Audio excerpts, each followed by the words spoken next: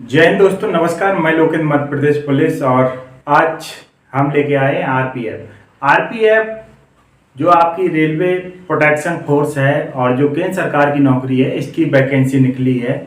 और बच्चों को अवगत करा दें कि जैसा आप लोग पहले से सुनते आए होंगे कि आपने आर्मी के बारे में सुना होगा कि आप रेस लगा दीजिए और अगर आप पढ़ने में नॉर्मल है तो आपको नौकरी मिल जाएगी।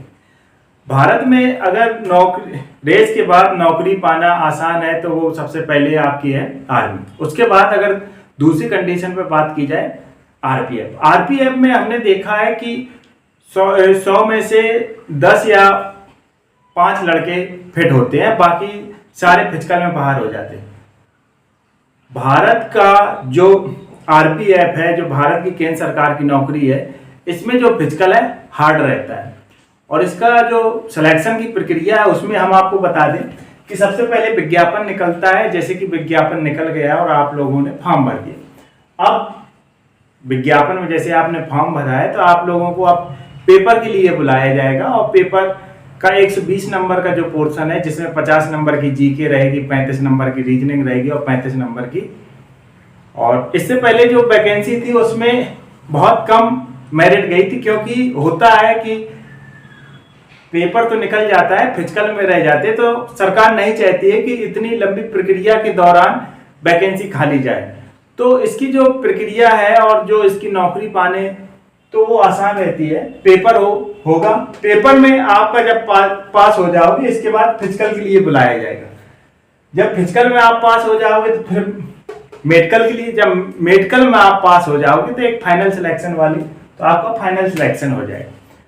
तो आपका जब फिजिकल में क्या होता है, पीएचटी फिजिकल, मतलब जब आपका पीएचटी होगी तो उसमें आपकी हाइट नापी जाएगी और आपका चेस्ट नापा जाएगा। हाइट आपकी कितनी होनी चाहिए? अगर आप ओबीसी, ईडब्ल्यूएस और जनरल से हैं तो आपकी हाइट 165 होनी चाहिए मेल कैंडिडेट के लिए, और एससी एसटी के लिए 160। अगर आप फीमेल हैं तो आपकी हाइट 157 होनी चाहिए। अगर एससी एसटी कैटेगरी से हैं तो आपकी हाइट 152 होनी चाहिए। लड़कियों का चेस्ट नहीं नापा जाता। लड़कों का चेस्ट, अगर आप जनरल, ओबीसी और ईडब्ल्यूएस से हैं तो आपकी जो चेस्ट है 80 से 85 होना चाहिए। अगर आप एससी एसटी से हैं तो आपका चेस्ट 71 से 76 होना चाहिए।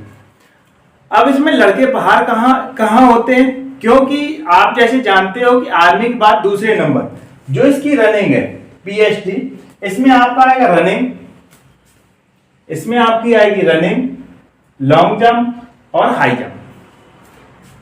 मेल के लिए अगर आप मेल कैंडिडेट हैं तो रनिंग 1600 जो मीटर है 5 मिनट 45 सेकंड, ये हर कोई नहीं लगा सकता है।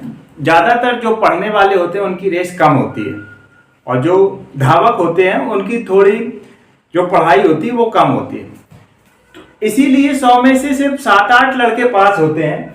अगर उसने रेस लगा ली तो फिर लॉन्ग जंप रहता है, लॉन्ग जंप 14 फीट और फिर हाई जंप 7 फीट। इसी प्रकार अगर हम बात करें तो फीमेल में 800 मीटर, लॉन्ग जंप 9 फीट और हाई जंप 3 फीट।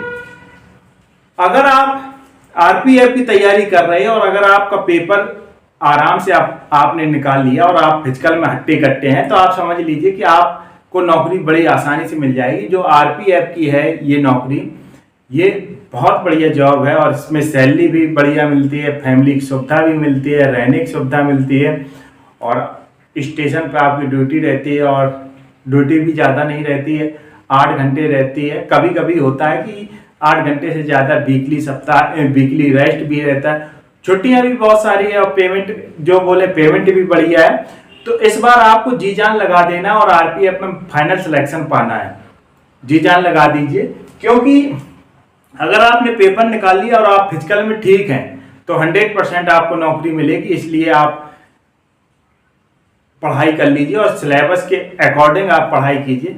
जय हिंद, जय भारत।